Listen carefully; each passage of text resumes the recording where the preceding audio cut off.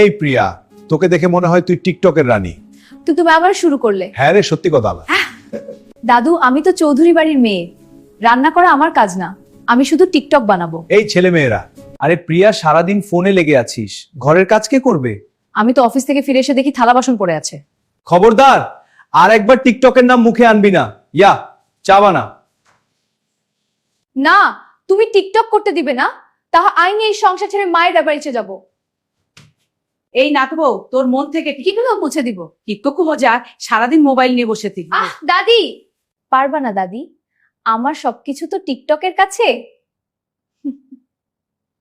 প্রিয়া দেখ দাদু দাদি কি বলছে, তুই সারাদিন টিকটক দেখিস, ঘরের কাজ কে করবে? আমি পারবো না, আমি শুধু ডান্স আর লিপসিং করব। কাজ করতে বলে সংসারে চলে যাও।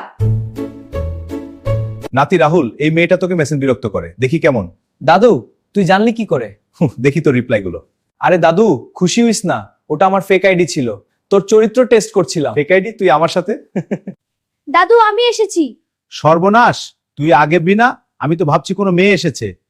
এই রাহুল, তোর পেট থেকে কি শব্দ হচ্ছে? দাদি খিদে পেয়েছে। দাদি, তোমার থেকে আমারটা বেশি শব্দ করে। দেখো না, দাদু দাদি সারাদিন পাদাপাদি করে বাড়ি দুধ করে ফেলছে। শালা নাতি, তোদের মান সম্মান নাই? দুনঘর পাদা হাসি।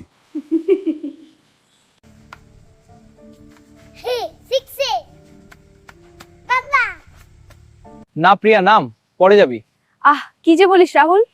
ওহ দেখ, পড়ে গেলাম। বলেছিলাম। না, নামবো না। টিকটক না ছাড়লে এখান থেকে যাব না। এই তোরা কি করছিস? কিছুই না রে, শুধু তোকে নিয়ে হাসি। হ্যাঁ, তোর ফেস দেখে থাকা যায় না।